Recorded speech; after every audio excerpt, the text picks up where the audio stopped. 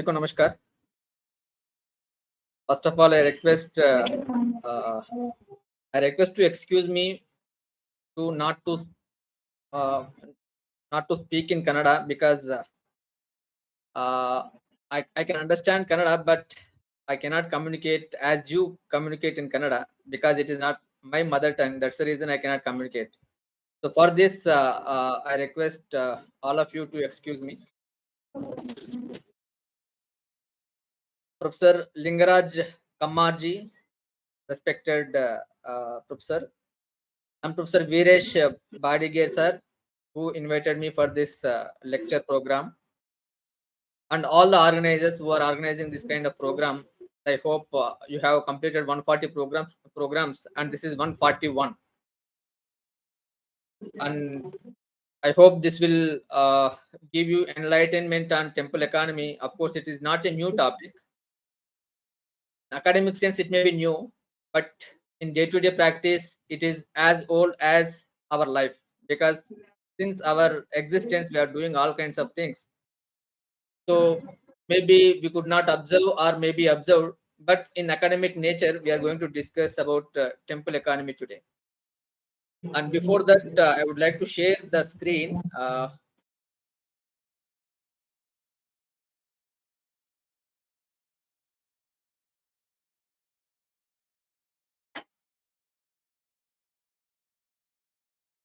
I hope it is visible.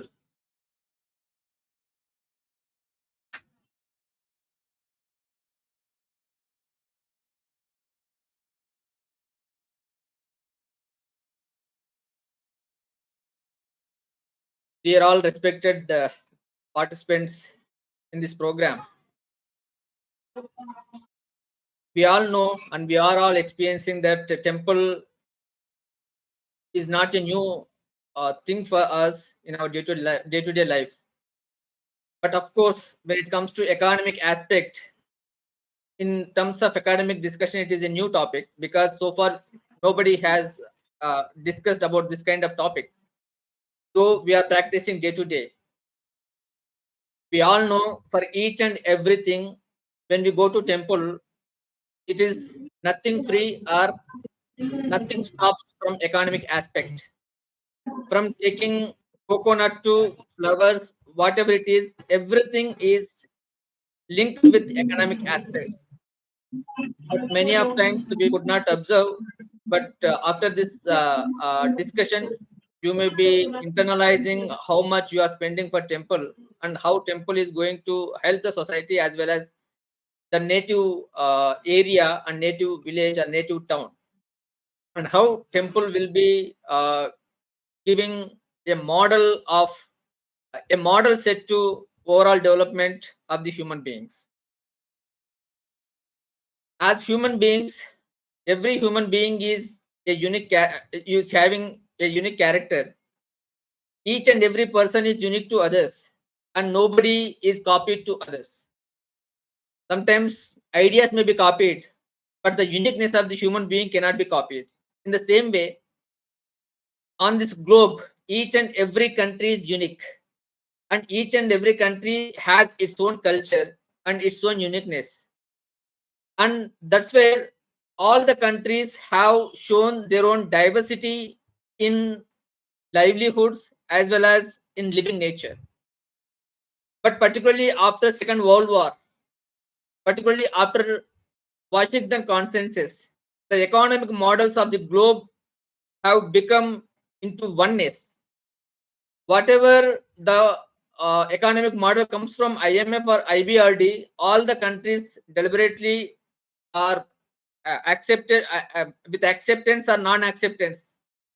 They had to undergo the policies which have been given by IMF and IBRD, because most of the countries after Second World War have got independence and they were needy of all kinds of help from financial institutions, and that was the situation where entire economic system has become into mono kind of ness.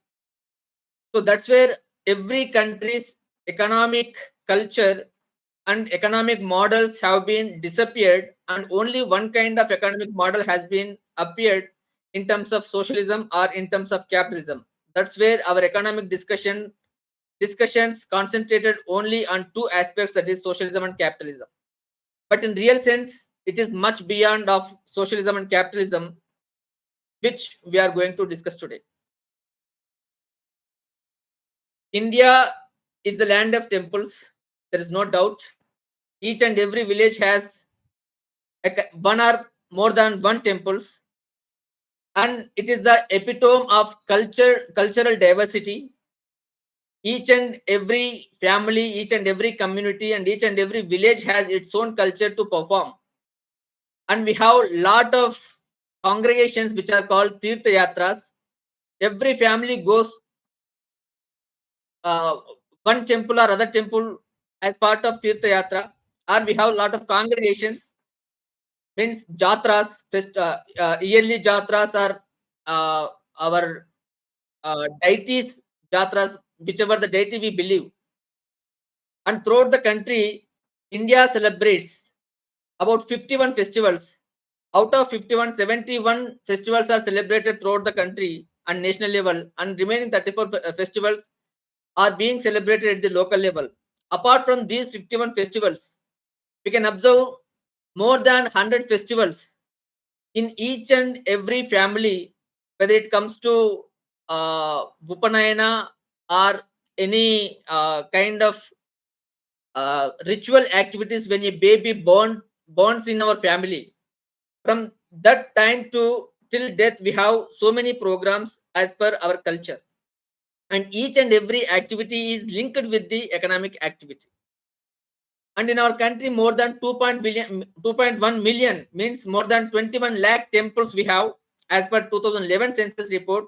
And we are yet to get the recent data of 2021 demographic data, where we can know the updated temples. Of course, it might be more than 21 million temples. And basically, we might have experienced every temple activity gives us overall development of human being, be it mental or material.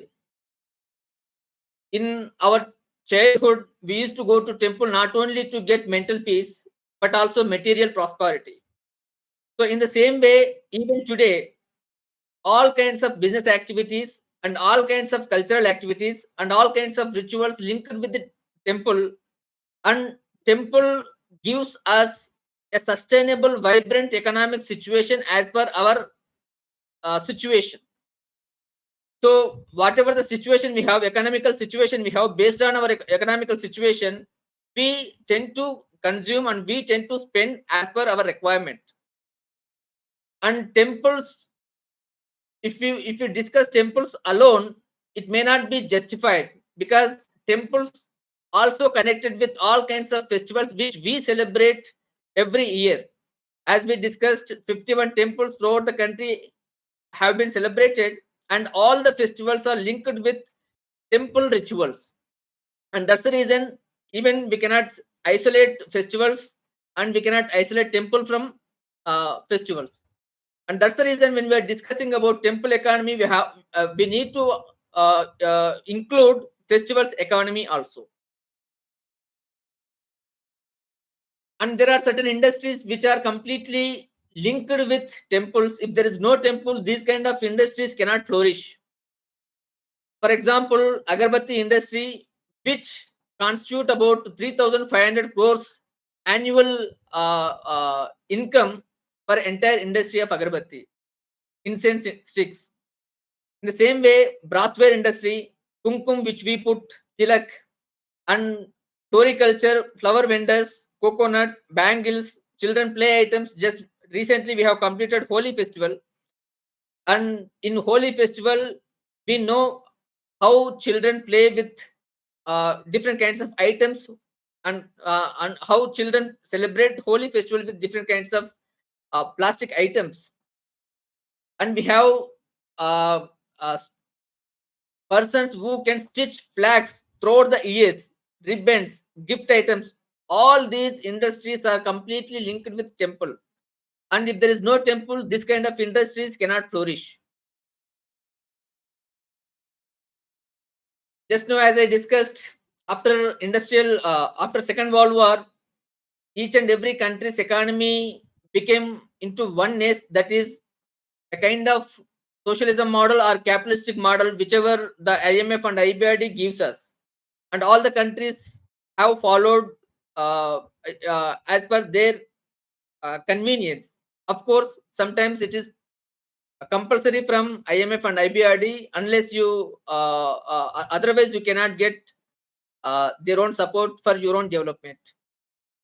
But when it comes to economic theories, we have n number of theories.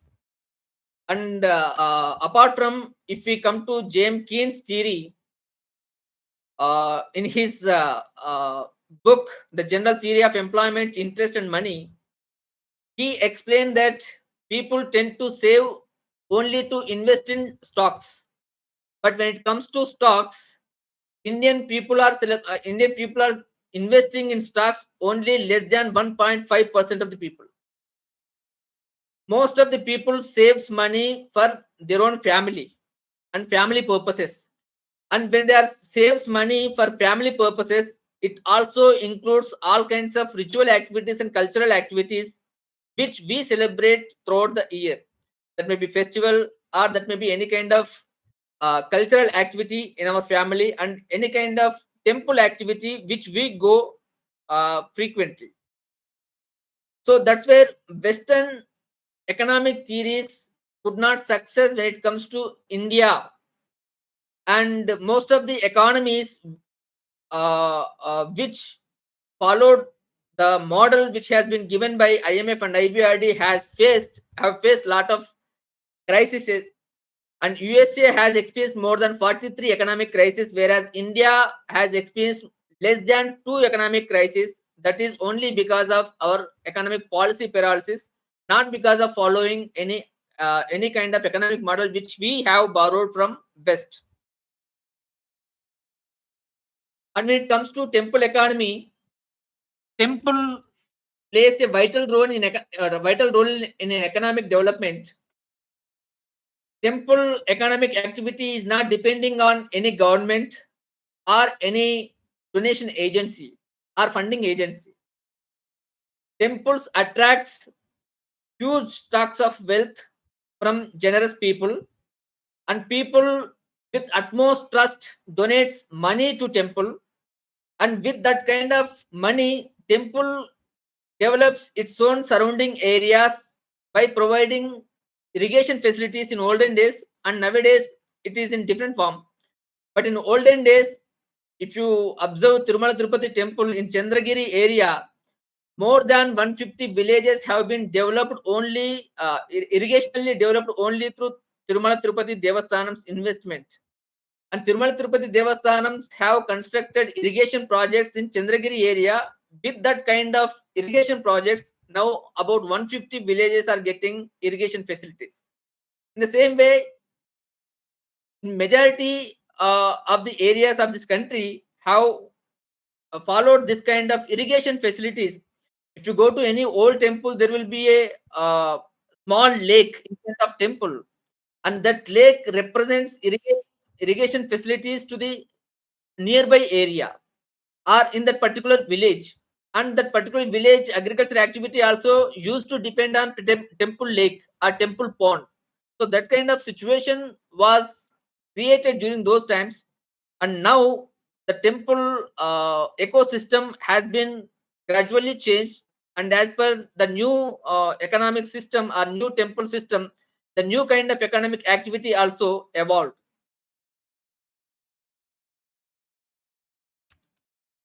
So one of the study in West Bengal uh, on Tarakeshwar temple, this Tarakeshwar temple has created lot of employment opportunities in nearby area. And when people are coming to Tarakeshwar temple through train, and how railway department is getting huge number of pilgrims, and how the railway department is getting revenue has been studied through this kind of study. The same way, the local municipality is receiving maximum percentage of earnings through this kind of temple activity. And in the same way, this kind of study is this kind of result is being found in my own study in Telangana that I am going to explain. And in olden days, particularly in 9th century and 10th century, whatever the trade being happened from South India, particularly Kerala, Tamil Nadu, Karnataka, and Andhra and Telangana, from these states, all kinds of trade activity was concentrated with temples, and temples used to lend money to the producers or manufacturers or agriculturists, and temples used to lend money for exports activity also. And we have Aihole in Karnataka in Bagalkoti district, and Aihole uh, used to have the 500 unit guilds. It is called as guild, and this Aihole temple used to lend money for all kinds of exports. And throughout the globe, Indians used to go to different countries to have all kinds of trade activities, and for them, all kinds of investments used to come from Aihole temple from Karnataka as well as Manigramam in Tamil Nadu. And this has been inscripted in Nandivarma's inscriptions in Thailand. We can observe in Thailand inscriptions about Aihole's and Manigramam's contribution for economic development in the 9th and 10th century.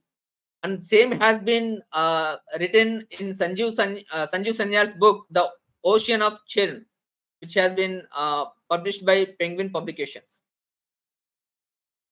And temples also used to lend money for trade, industry, infrastructure building with the rate of interest of 12.5% to 15%. Almost today, the private banks used to lend for any kind of activity, any kind of economic activity.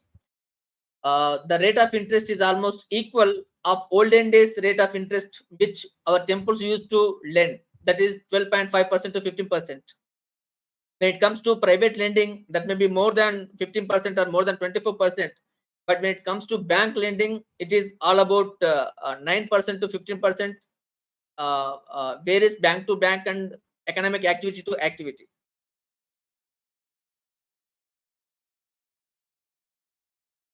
So everybody knows Tirumala Tirupati Devasthanams, how Tirumala Tirupati Devasthanam is being uh, became an icon throughout the globe. If there is no Devasthanam, there is no identity for Tirupati as the Tirupati is having today. And Tirupati temple itself is generating 3096 crores as its annual budget. And Tirupati temple is not getting any fund from government.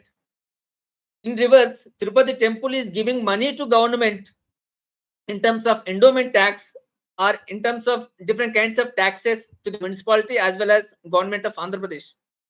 How Tirupati temple is generating this much of amount?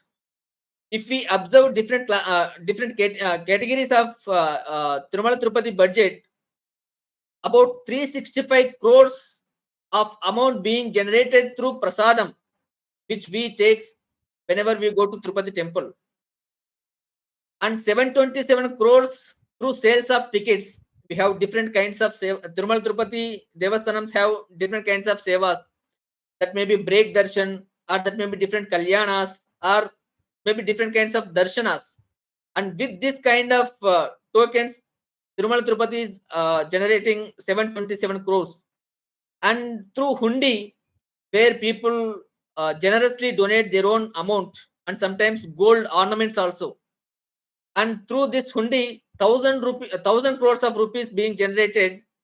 And through each and every devotee, when they go to Tirumala Tirupati Devasthanams, most of the pilgrims make tonsures. And when they make tonsures, the hair is to be accumulated by the vendors. And by sale of human hair, Tirumala Tirupati Devasthanam is getting 126 crore. And apart from generating 3096 crores, temple is giving directly employment to more than 16,000 people in terms of pujaris, in terms of administrative staff, in terms of executive staff, in terms of supporting staff. So altogether, more than 16,000 people directly getting employment on role of Tirumala Tirupati Devasthanams. And in the same way, indirectly on the hill, on Tirumala Hill itself, more than 55,000 small entrepreneurs are living, are generating their own livelihood throughout the year through all kinds of shops. And apart from providing employment opportunities, Tirumala Tirupati Devasthanam providing free food for all per day, more than 1 lakh people.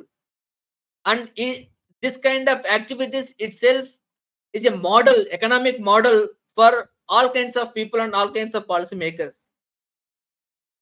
And Tirumala Tirupati Devasthanam is also providing education and health facilities. Tirumala Tirupati Devasthanam is running Sanskrit Vishwavidyalaya and SV University. And apart from these universities, many colleges across the country, and even in Delhi also, SV College is there, Sri Venkateswara College in Delhi, under Delhi University is there. And in the same way, many hospitals in Tirumala, Tirupati, as well as rest of the country being provided by Tirumala Tirupati Devasthanams. And because of the utmost trust of the Tirumala Tirupati Devasthanams, people and pilgrims comes from across the globe. Per day, more than 70,000 people comes to Tirumala Tirupati Devasthanams through flights. And because of that, airport facilities, railway facilities, real estate facilities, urban expansion, everything has been occurred only because of Tirumala Tirupati Devasthanams. And since Tirumala Tirupati Devasthanam is a huge temple and huge in number of attracting devotees, huge in number of attracting wealth, that may be exceptional case. When it comes to small temples also, same thing which we can observe in our own villages and neighboring villages. And when it comes to festivals, basically every Hindu starts his ritual puja through by performing to Lord Ganesha. And we have Ganesh festival throughout the country, particularly in Maharashtra, Telangana, Karnataka, and some parts of the country. And Ganesh festival, by celebrating Ganesh festival, the country is generating more than 30,000 crores per annum. And Maharashtra itself is generating, particularly Mumbai is generating more than 20,000 crore per annum. Per annum means in that particular 11-day festival time period. And by celebrating this 11-day festival time period, particularly in Andhra Pradesh, in Hyderabad, this Ganesh festival is providing employment to more than 70,000 people directly by involving idol manufacturing. And these 70,000 people comes from Rajasthan, Gujarat, Madhya Pradesh, West Bengal, Orissa, and rest of the part.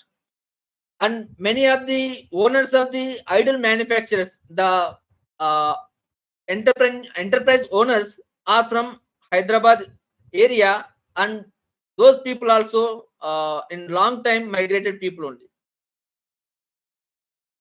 And Hyderabad Ganesh festival itself is generating about 5,000 crores in 11 day.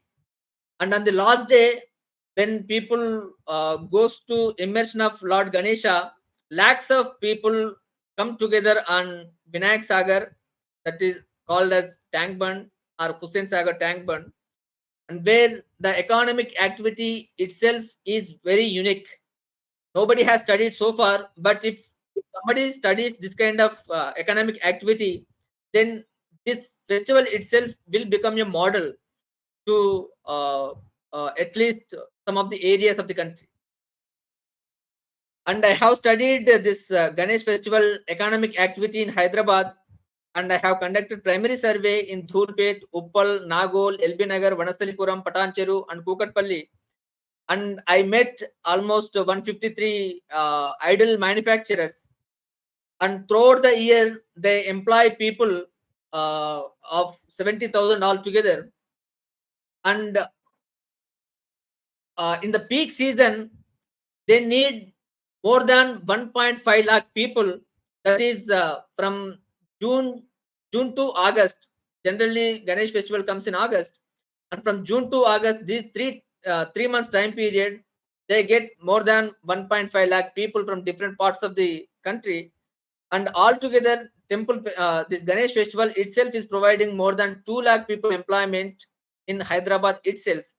And if we study throughout the country how a Ganesh festival is being being providing employment to lakhs of people, employment, as well as how the festival is generating amount, and generating a circulating amount to different communities, itself is a unique. And this is what, when I have conducted a study, is being covered in popular Telugu newspaper. And we celebrate Ma Durga Puja also, particularly in Calcutta. And there is a study by British Council, and British Council, in collaboration with West Bengal government, they have come up with a report that Ma Durga Puja festival itself is generating more than 40,000 crores of business. From idle manufacturing to all kinds of publicity of uh, big companies or MNC companies. And people from Pakistan, Afghanistan, Bangladesh comes to give finishing touches to Ma Durga, uh, in the form of art or in the form of colors. So Ma Durga festival itself is a unique, and this 40,000 crores of business is almost one third of West Bengal annual budget. And this Ma Durga festival is providing employment to more than 2 lakh people in West Bengal state itself. We know even today, nowadays, even White House is celebrating Diwali festival in US. Of course, in our country, no need to say anything because each and every village celebrates Diwali festival. And unfortunately, till last 2 years, we used to import all kinds of fireworks or firecrackers from China, and these crackers used to give all kinds of pollution. But thanks to government of India, from last 2 years, government of India put all kinds of blacks to Chinese crackers, and even our retail traders stopped buying all kinds of Chinese products into our own festival, particularly Diwali festival. And because of that, more than 10,000 crores of business has been happening to Shivakashi fireworks or firecrackers manufacturers. And earlier, this 10,000 crores of business used to snatched by Chinese companies and Chinese crackers. And Diwali has its own uniqueness in celebration. And each and every business in this country will wait for Diwali, and the auspicious day of Diwali. Everybody want to start their own business. The way we starts our agriculture activity and Dasara, in the same way, all kinds of business activities we starts our business activities on the day of Diwali with Lakshmi Puja. We also celebrate Raksha Bandhan. Raksha Bandhan generates about 400 crore and gives employment to more than 4,000 families in Gujarat, particularly Vadodara, Gandhinagar, and remaining area of Gujarat. And we know Sankranti festival. Kites festival became popular when Shri Narendra Modi ji was chief minister in Gujarat, and that time he made kite festival as state festival. And with this small intervention, now in Gujarat, each and every person celebrates this kite festival. And with this kind of kite festival, more than 6,000 families are getting direct employment in preparation of kites. And the economic volume of kite festival is more than 500 crores. This data is 2 years old. That's the reason I'm saying it is more than 500 crores as per Assocham data. Asocham collected information. Just 3 days back, we have celebrated Holi, and as per Asocham report, 1,000 families of Holi color manufacturers in different parts of the country, that may be Allahabad, Agra, Hathras, Mathura, Vrindavan, Delhi, Kanpur, Lucknow, and Patna. More than 1,000 families are getting employment by making colors, and 8 to 10 lakhs job losses are happened due to Chinese invasion on our auspicious Holi festival. And thanks to all retail trade associations as well as people, this time 100% we have celebrated Holi with uh, deshi deshi colors without using any Chinese instrument or Chinese color. And this year Holi festival economic size is 25,000 crore, and all this 25,000 crore has been circulated among Indian manufacturers and Indian traders, and no single NP went to Chinese manufacturers. And this is the uniqueness of India, particularly this year. And CIAT, Chamber of Indian Traders Association, also accepted this because of the awareness of Atmanirbharta or Swadeshi. People started purchasing only Swadeshi kind of products and Swadeshi colors, Swadeshi sprinklers, and Swadeshi instruments, items for playing Holi.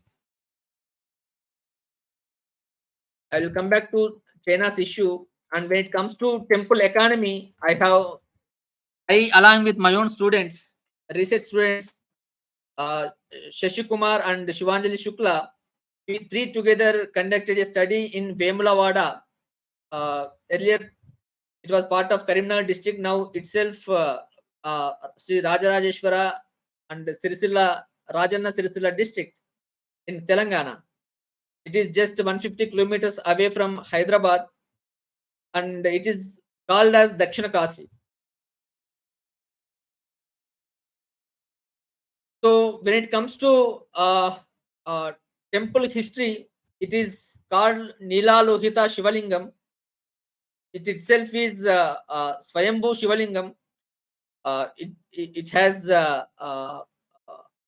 emerged as a deity, and people started puja to the sacred deity. And during Nizam's time, Razakars wanted to demolish this temple because of its popularity, and somehow partially they could destruct this temple, the front gate and Dvajastamba successfully they destructed. When they went inside the temple, then the main leader of the destructors has been killed, and when that person has been killed, in memory of that person, the Nizam buried his dead body inside of the temple, and then onwards uh, uh, it is performed by our own people, Hindu people only. No Muslim enter into temple. So Hindus started performing that buried person's uh, place called as Dargah. And these are the famous festivals in Vemlavada temple. Uh, Vemlavada has its own uniqueness of performing puja. That is, we call Kode Bull. When all the devotees, those who want to fulfill their uh, uh, needs or their wants, they take bull of temple round. Then after that, they will go inside the temple and they will perform puja. That is called Mokkubadi. Then Kartika Masam, Kartika Deepotsavam is a big festival. Sankranti, Dasara, and Sri Ramanavami, Mahashivratri. And we have tribal festival in Telangana, Sammakka Sarala Jatra. It is a congregation. More than 2 crores of pilgrims come together to celebrate Sammakka Saraka as a goddesses. We have collected data of this temple and temple economy. We have collected secondary data from Executive Office of Temple as well as Telangana State Road Transport Corporation when it comes to devotees. How people are coming to Vemlavada, how many people are coming to Vemlavada, and how many people are returning from Vemlavada as a study. And we have taken comparative study uh, with other town where there is no temple, that is called Husnabad. And Husnabad, Vemlavada has same features. Both are urban municipalities and both are similar in terms of demographic characteristics, and both are similar when it comes to urban uniqueness. But when it comes to pilgrims and road transportation, or devotees to and fro journey to Temple Town as well as Husnabad, it is clearly visible that more than 1 lakh people in a month comes to Vemlavada, whereas less than 50,000 people goes to Husnabad. Though comparatively it is a bigger city than the Vemlavada, though it has big business than the Vemlavada town, but people comes to Vemlavada because of temple. And this is the chart when it comes to pilgrims, and it is declining because during Corona time, people stopped their movement, and as well as the government of India also restricted with lockdown, and that's the reason the pilgrims movement has been declining in this graph. And when it comes to temple revenue from 2014-15 to 2021-22, during this 7 years of time period, Vemlavada temple has been generated more than 1056 crores. Means per annum more than 200 crores has been generated through different kinds of activities.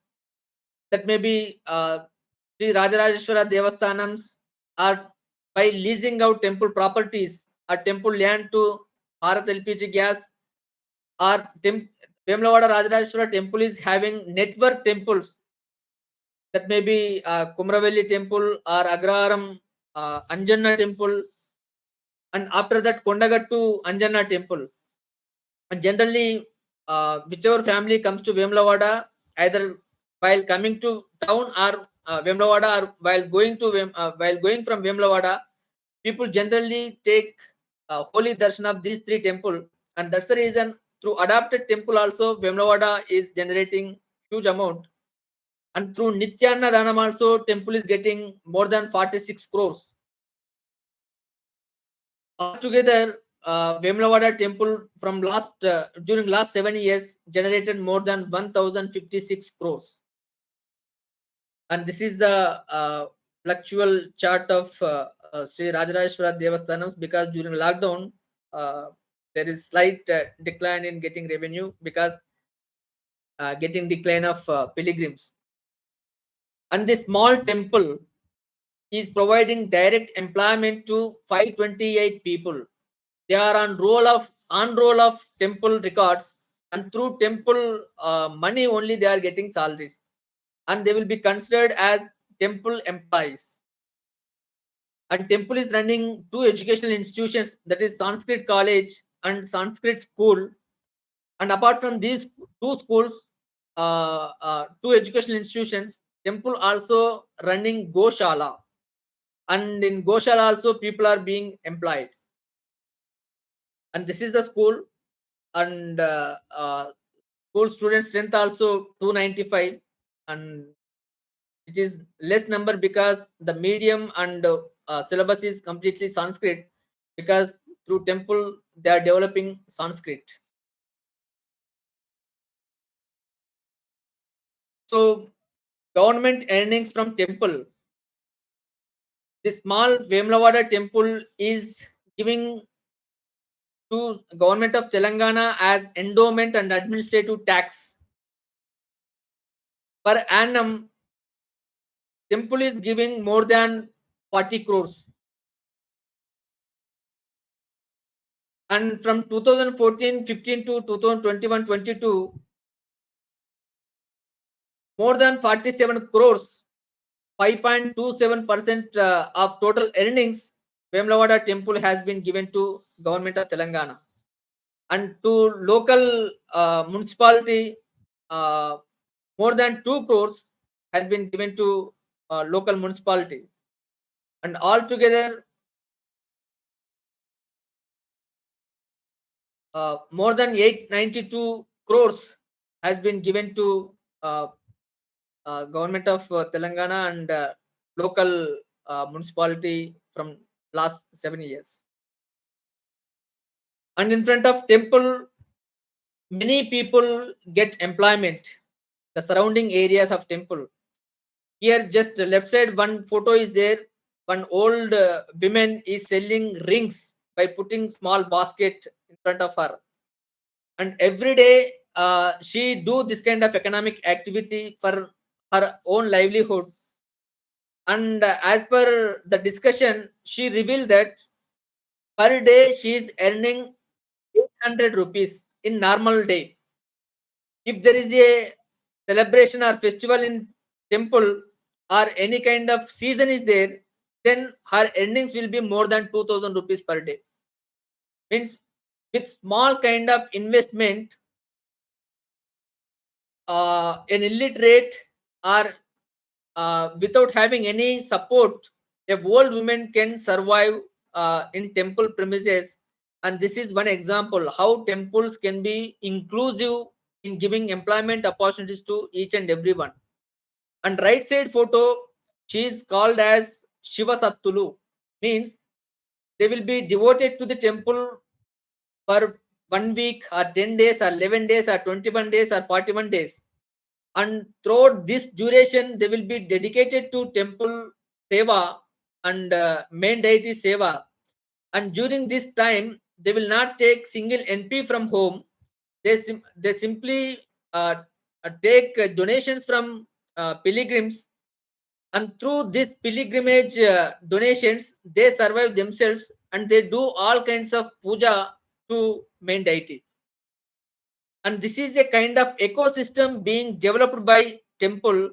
And as per our economic theories, this kind of diversified economic models cannot be generated only by following our own culture, our own ritual activities, and our own temple services. This kind of diversified economic activities can be generated.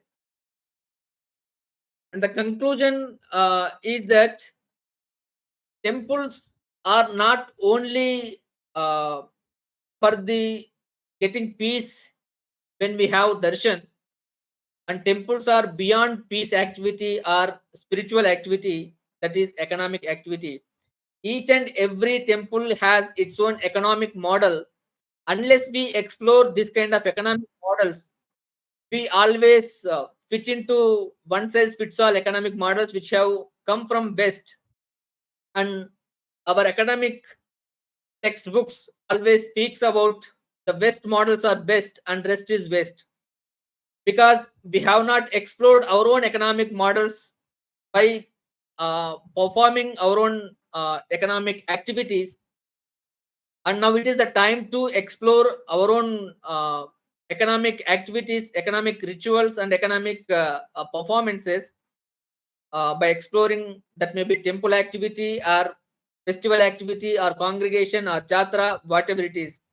When we explore this kind of diversified economic models, and these models can be uh, a uh, a set of development models for the rest of the people and rest of the countries also. And when temples are giving uh, uh, enormous amount of money to the governments, in return governments are not doing anything to the temple development. And that's for it is the time to have temples the money with themselves, temple society itself, so that temple can take care of education and health, and the burden of health and education to the government may be reduced by giving autonomous to the temple. And governments may facilitate temples to expand their health and education activities furthermore. So that way government also may reduce its burden, and temples will fulfill as per the requirement of the people in day-to-day life. So this is what the overall picture of temple economy. And now I give up my presentation for the discussion.